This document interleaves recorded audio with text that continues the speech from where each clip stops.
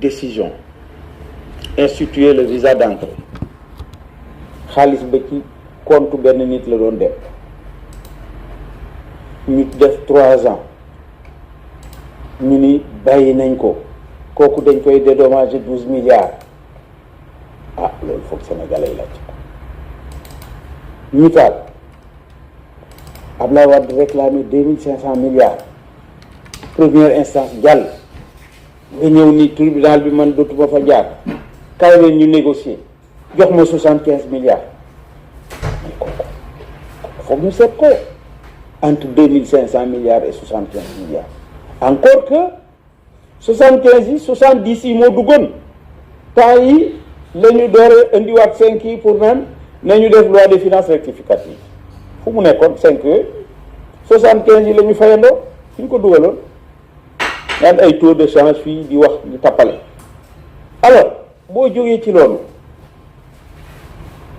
problème mu centre international Abdou Diouf ñëw xam nga ni centre boobu ñu naan ay 60 milliards ko foog ñu seet ko nga jógee foofu affaire pétrole bi ñëw dès 2012 son frère se trouve dans une nouvelle société à créer de 10 millions de capital social ñooñu ñu leen di jox ay blocs ñuy jaay ainsi de suite kooku war nañ ko seet ñu jógee foofu Diamniadio ben il y a un jeune Sylla là Ablaye Sylla paraît qu'il est attributaire de l'assainissement à 150 milliards il aurait encaissé l'argent il n'a encore rien fait et d'autres choses ñu jógee foofu ñu ni aéroport bi si mes souvenirs sont bons c'était à 400 moins de 500 000 400 et quelques milliards léegi on nous parle avec nu mu tudd des avenants de 700 et quelques milliards te ñoom bi ñu ñëw c'était fini à 80%.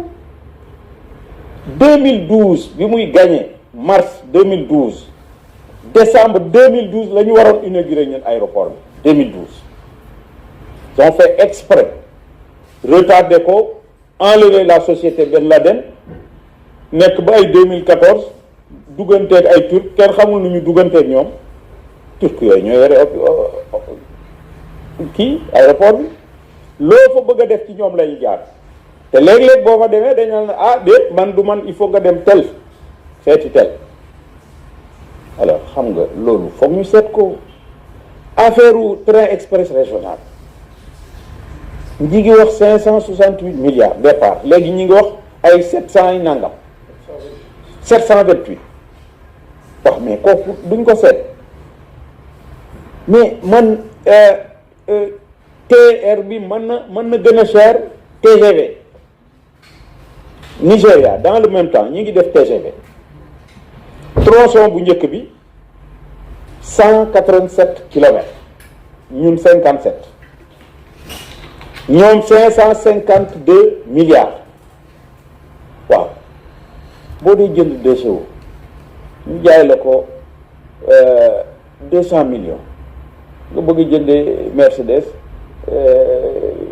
moins de 50 millions kooku nag wax dëgg yàlla ndax jaadu na wala jaaduwul loolu foog ñu seet ko ils ont tenté plusieurs fois des explications bu njëkk bi dañ ko wax xam ni ça ne tient pas la route ñu arrêté ko parce que gaar yi dañu bari gaar yi mënuñu jël xaalis boobu yëpp tout dernièrement dinaa ko ci jéem a expliquer naan ouvrage gaar yi ñoo bari waaw fañ koy def Nigéria dañoo xam lu fa nekk tey gis na benn message bu ñu ma envoyé di comparer suñu TER bi ak TGV en France le coût xam ne bu ñu demee bay comparer loolu ñun ñu gën a cherli loolu foog ñu seetaat ko donc affaire yi bari na donc loolu moo tax daf leen jaral seen bakkan.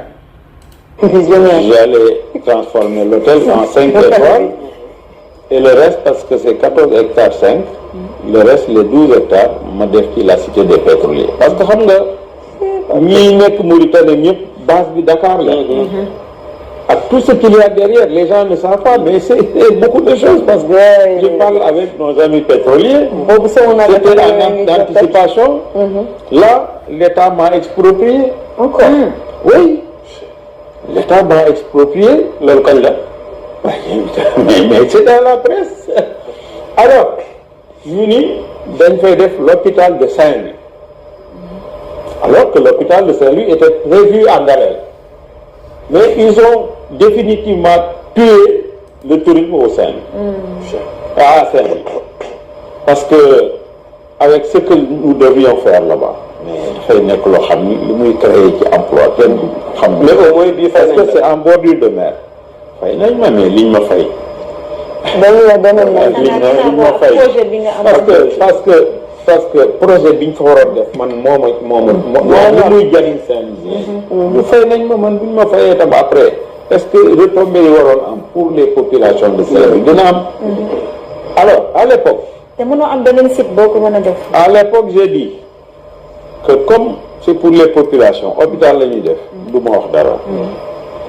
mais je fais remarquer tout au moins que l'hôpital Dantec fait 4 hectares. 6 ba tey 6 ba tey mais fële à 14 hectares. nga loolu. Dantec 6 hectares yi sax dañuy jaay ñett yi. waaw ci ñett yi la partie noble la ñuy jaay. yu fete ngeen. li ci des la ñuy def hôpital bi. alors donc xam nga fu Dantec nekkee 3 hectares Saint-Louis mën naa am 1 hectare ou 2. alors mais tout ça montre que quelquefois ñun hommes politiques yi on ne saisit pas la relation qu'il doit y avoir entre les activités politiques et le développement du pays. ku bokkul ci man rek warul jóg alors que dañu war a bàyyi une classe des entrepreneurs libres. dama benn entrepreneur mauritanien c'est la plus grande fortune de Mauritanie m'a rendu une visite de courtoisie samedi à mon hôtel parce que daf ma invité woon à déjeuner aw ma temps ñu ni ma xam nga lu tax yéen du ngeen am xaalis ñu ni Mauritanie ñun lépp ñun